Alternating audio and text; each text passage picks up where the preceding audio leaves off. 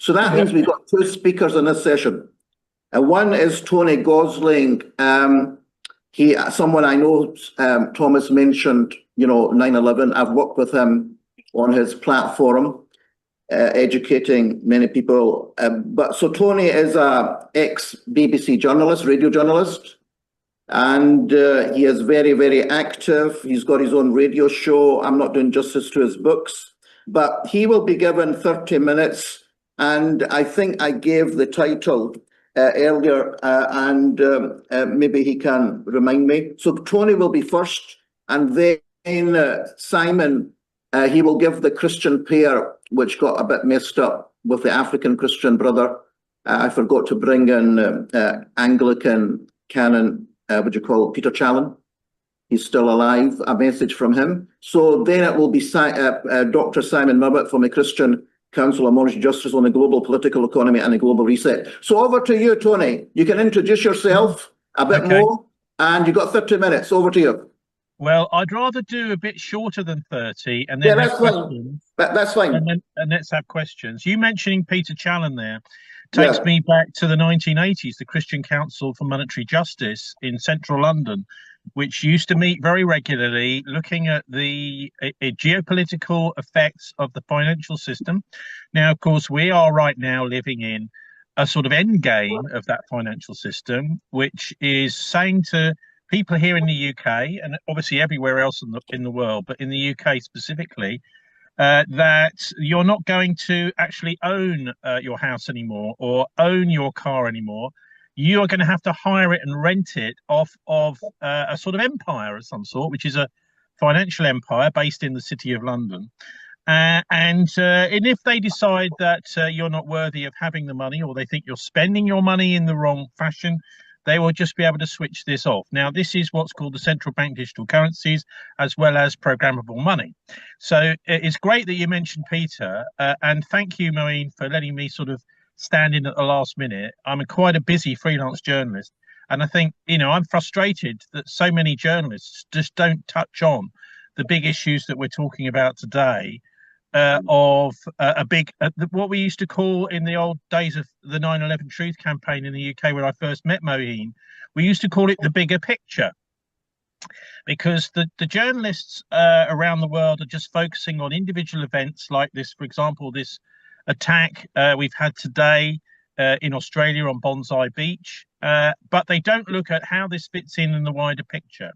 And so for me, as a former mainstream media journalist, with an audience, I'll say, of millions of people listening to our BBC radio station in London, which was called Greater London Radio, which I was very much at the sort of cutting edge, at the cold face of getting newsworthy individuals, people involved in news stories, literally speaking live to London.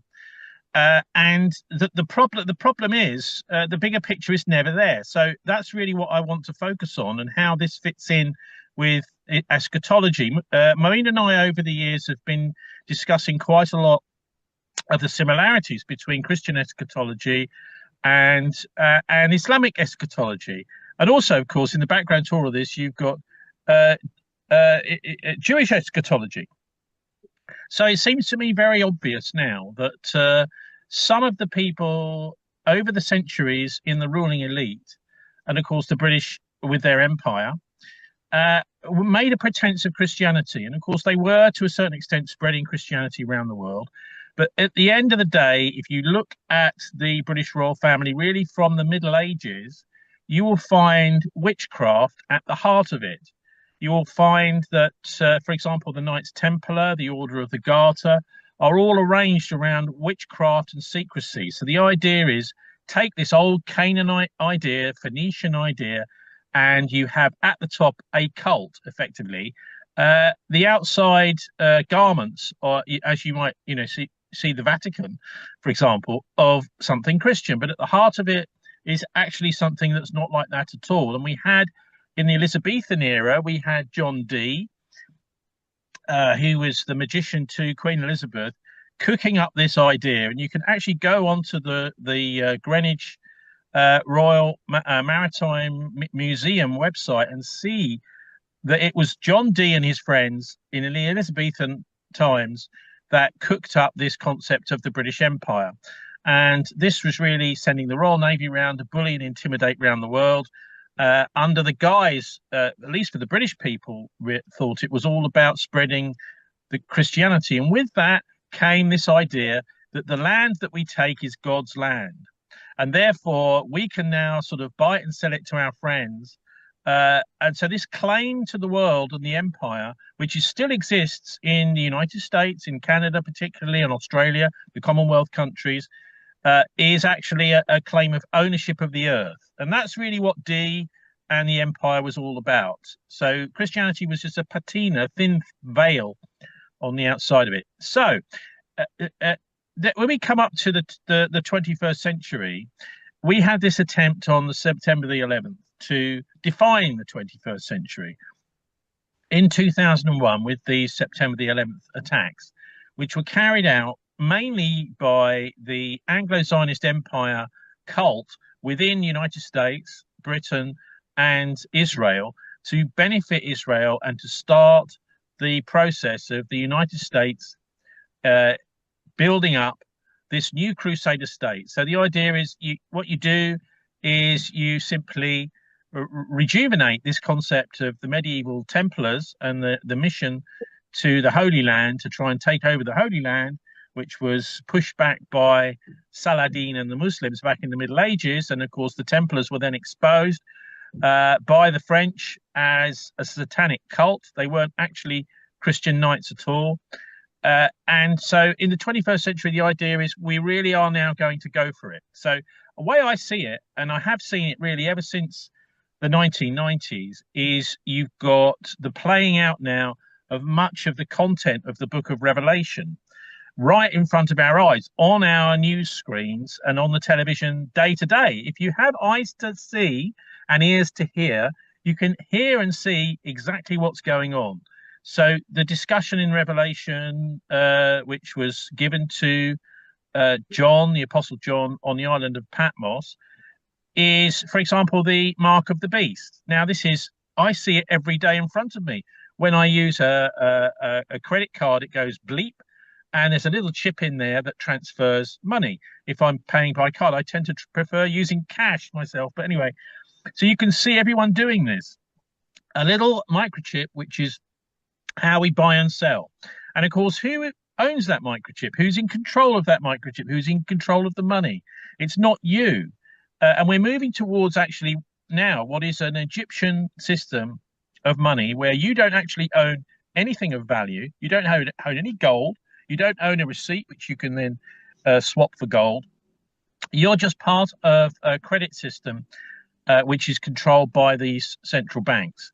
And there are many other things in the book of Revelation too, which is for me the central text here. And people may know that there were big attempts over the centuries with the Council of Nicaea, etc., to keep the book of Revelation out of the Bible.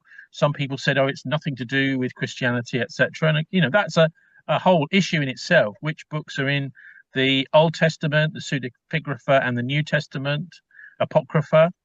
The Catholics have got a completely different Bible, really, to the Protestants.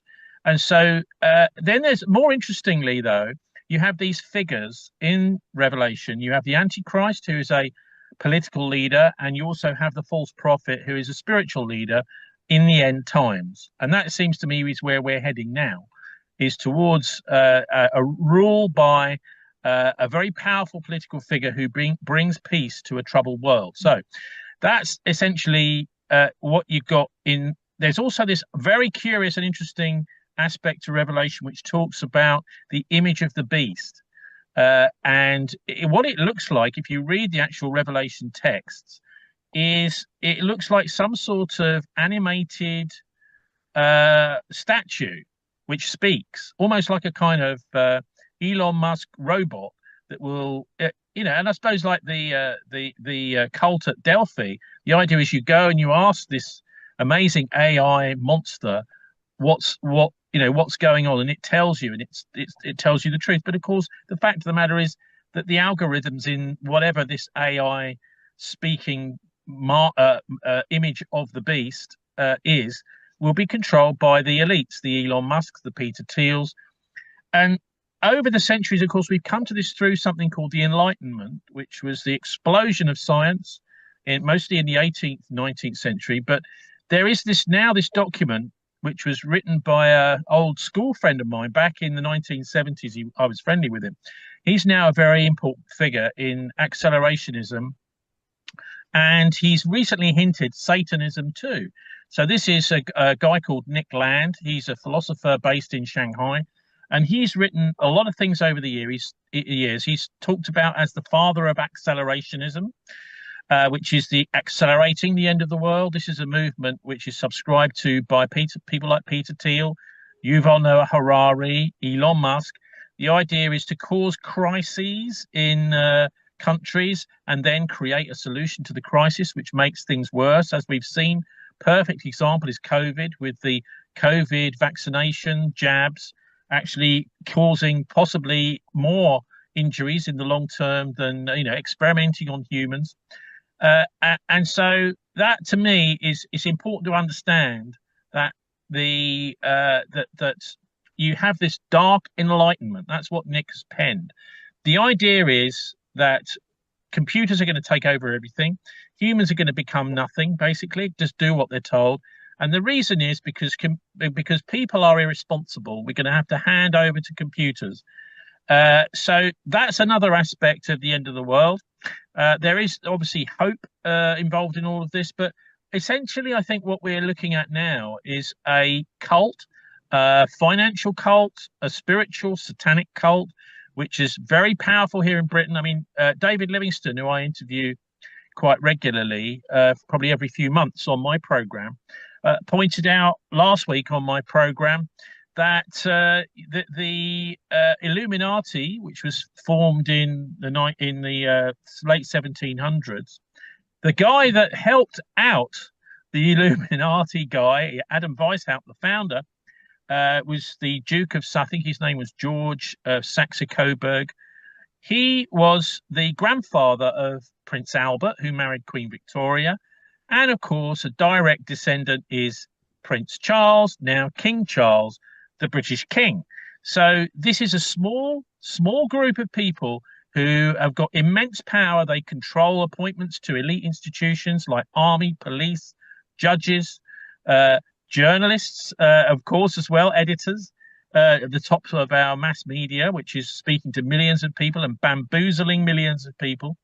And so you can see there's a tiny number of people, but I would really suggest that people do look at this dark enlightenment. It kind of explains in a nutshell how the end of the world is going to be precipitated. And the people like Musk follow this, and Thiel, because they don't really believe in God.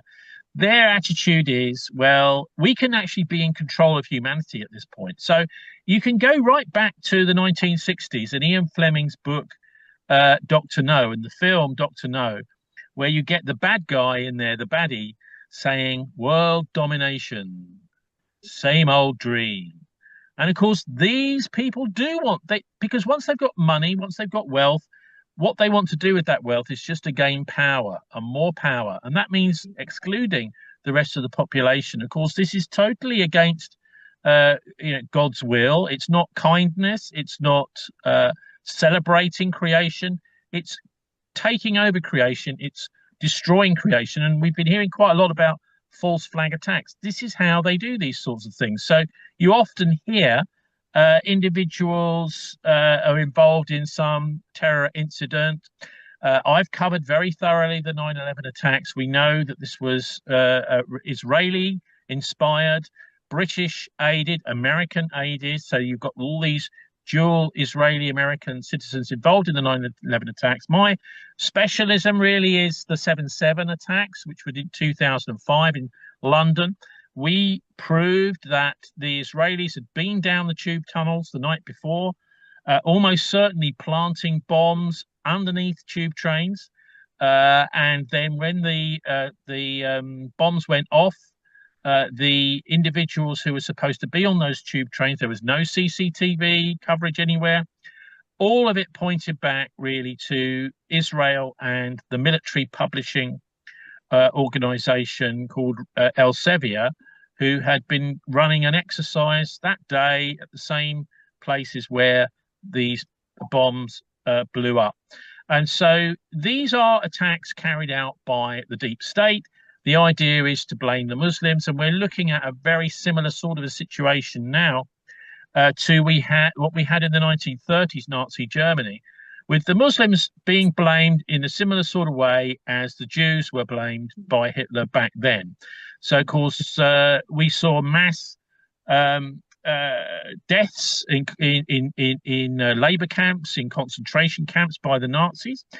That effectively meant that those Jews in Europe, and remember, it was the whole of Europe was occupied. Those Jews who had refused to go to Israel, be Zionists, those were the ones who were interned and killed by the Nazi regime. And also, if I can just sort of wind up on this bigger picture of why we are heading right now, quite soon, I would say, I don't know how many years, but they're getting quite close to it, to an Armageddon scenario where we will have a World War III. And after that World War III, an Antichrist will appear as a peacemaker. It seems to me pretty obvious that's what they're planning.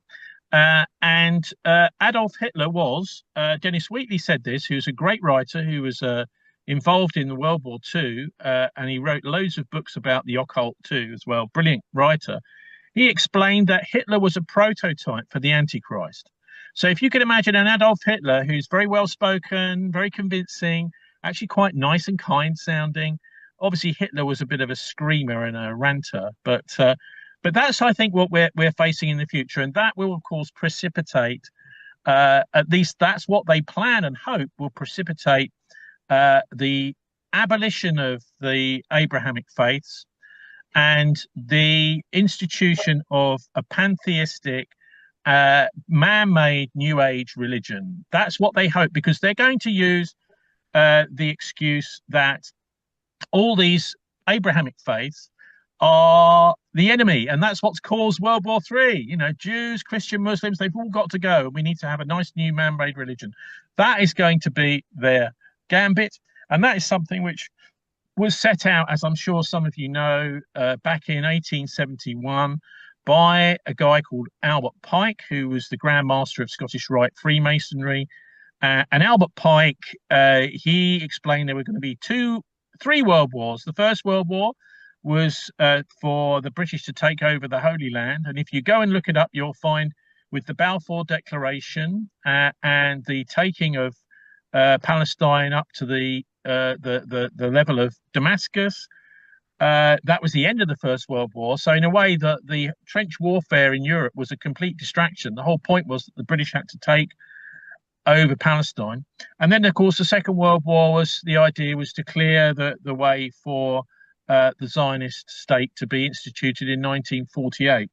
And I'll just wind up by saying that people don't necessarily understand why the Israelis and the Mossad didn't really go after Nazi war criminals, because many of them did escape.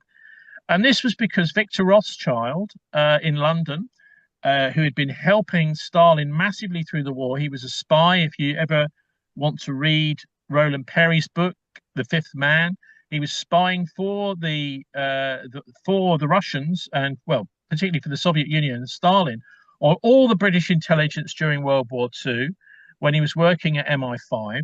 And then after the war, in the Cold War, Victor Rothschild was spying for the Soviet Union in MI6.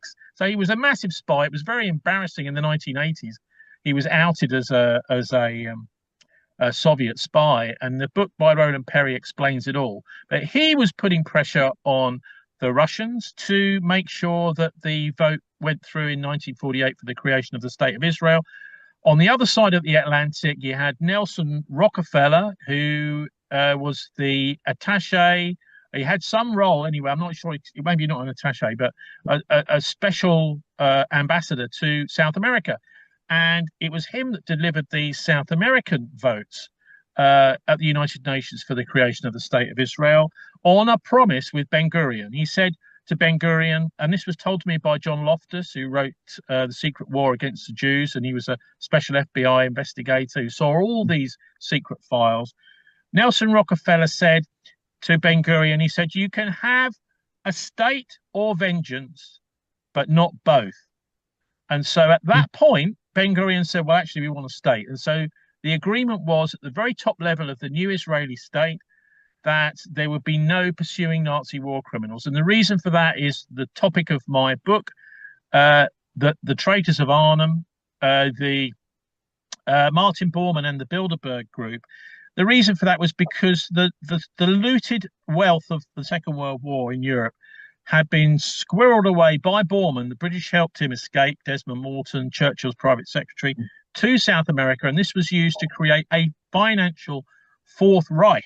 So, of course, the British and the Americans didn't want the Israelis going after some of these Nazi war criminals who, through Operation Paperclip and other means, had been gotten out. And the key thing that they did with this financial Fourth Reich, is many of these companies are very powerful today, is they put Jewish individuals in as chairman of these companies in order to disguise the fact that it was Nazi money that have been used to get these companies going. And those multinational corporations are incredibly powerful today, financial and industrial. They're basically become a massive monopoly. And so my websites, I'll just say something about my show, which is at thisweek.org.uk. It's every week.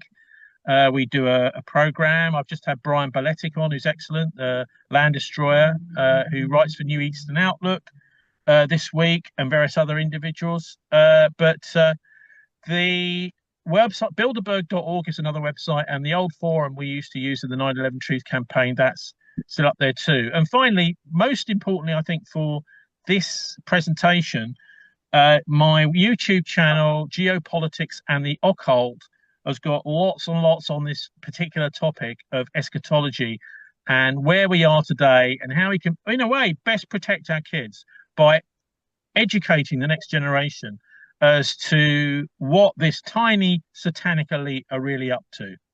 Thank you, Moeen, for letting me have my say. And I'm happy if we've got any more time for questions. Yeah, brilliant, Tony. Very succinct, to the point. It's a great shame that some of the other speakers, they touched on some of the topics, but then had to go. And because this is a dilemma here, you've got experts in different parts of the world. For instance, Matt Errett, I think you would get on very well with him. He's, what's the word, explosive, volcanic, and complementary in terms of, some of the work you're doing, but it would be, blending together. Because he and Cynthia Chung, yes, and David Livingston are all in Montreal, and I'm not sure if he's in Montreal. Cynthia is, and these people are doing absolutely, I think, that some of the best work, along with Dan Dix in Canada. I think, the British, at least we've seeded something in Canada, which is, it's like the South Africans in the case against Israel at the International Criminal Court. So at least the British have seeded some independent-minded. Of course, another one is Singapore. Another one is Malaya, rather. So there are all sorts of places around the world. The British at least have got, they started off something which has become independent-minded and making an important contribution. But the Canadians have done an amazing job in getting on top of what's really going on in the world today. It would be lovely to see them on the mass media, but of course they will never do that. The people who own that those transmitters are determined to keep everybody stupid. That's now their main objective. Yeah, well, look, I take it you have to leave, Tony. Is that right? Yeah? I can stay here for another 15, 20 minutes or so. Yeah, okay, what I'll do is chairman's prerogative, because there's the two others actually are here. Simon, obviously, on the Global Reset, and our Professor Imtiaz, I can see he's joined us on Kashmir and Israel. And that's going to be very interesting to tie the dots. So what I'm going to do, you mentioned, I'll take 10 minutes of questions, and then you can go. And you're going to get a shock. You mentioned British Canadians. We got one waving his hand. And I don't know if you know him, but he is a polymath. He was introduced to me, that's another story, by another polymath, Dr. Carl Shapley, some connections with Einstein. I mean, what an amazing guy. New World Education Foundation. I think he introduced me to Dr. Thomas Daffin. You know, what can I say about him? Polymath. He's waving his hand, and I'm going to give him the pleasure. He's from the International Institute for Global Peace and Philosophical Studies. Studies link. So, Thomas, can you hear me? Yes, I can. Yes, thanks. Right, fire away, fire away. Yeah, I found well, Tony's presentation very interesting. I just wanted to make a couple of comments to it. But please feel free. Right, go. Yeah. Firstly, it's a great shame Tony didn't hear my talk earlier and my comments, because I made a specific point about the role of the devil in eschatology. And unfortunately, you know, you weren't there. I hope you listened to the recording of this event, because what I have to say is, you know, follows on from the point I made, which is that in eschatological discourse, you know, whether it's Islamic, Jewish, Christian or others, the devil has a key role. He's like one of the starring actors. And I was calling for a scientific approach to this. I've written a book called Comparative Diabology, in which I'm asking for an interfaith study of the devil's role in world cosmologies, including Zoroastrianism, which is one of the grandfathers of our Western or Eastern or thinking about the devil. You know, we need to actually study this properly and academically. You've introduced into the discourse a new form of satanic theory, which is very popular at the moment in certain, I don't know, New Age circles. I don't quite know how to describe it. We can get onto that. Which is this idea of what you call a satanic cult. Now, this is very common. We saw this with the QAnon phenomena. We saw it in the some of the antecedents of the MAGA cult, that there's a dangerous, liberal, scary Illuminati running the world, and they're all devil worshippers. And God has sent us Trump to take them down. This is a sort of meme that I actually oppose. I find it very... Well, so do I. So do I, yeah. Okay, so what you were saying with this idea of a diabolic cult that's running the British Empire and so on, I just want to call you out on that, because a few years ago when I lived in Wales, I ran a couple of symposiums dedicated to Dr. John Dee, who's one of my intellectual heroes. And I would like to just say, there's no way Dee was a Satanist. He was a highly intellectual man. He was a mathematician, a Cambridge graduate. His vision was for a world of peace and justice. And what he meant by the British Empire, the British Commonwealth, was a million miles away from what it's become in the wrong hands. And he was, so anyway, that's just the first point I want to make. Dee was actually a Druid as well as a Christian. And so what I think, what is missing from your analysis, if I may be so bold, is an understanding of the Celtic traditions of Druidry and what they stood for. They stand for peace and non-violence. I've written the first and only encyclopedia of Druid studies. As an academic, I'm the first guy to write that. And I happen to be the Archdruid of Britain in the peace department. So I would regard myself as a Christian Druid. And I would like to disassociate that tradition from any aspersion of Satanism. I think it's an insult to the genuine pagans of Europe and Britain who don't worship any kind of satanic figure. There is no Satan in Druidry or paganism. That is an insult hurled at them by Christians during the time of persecution.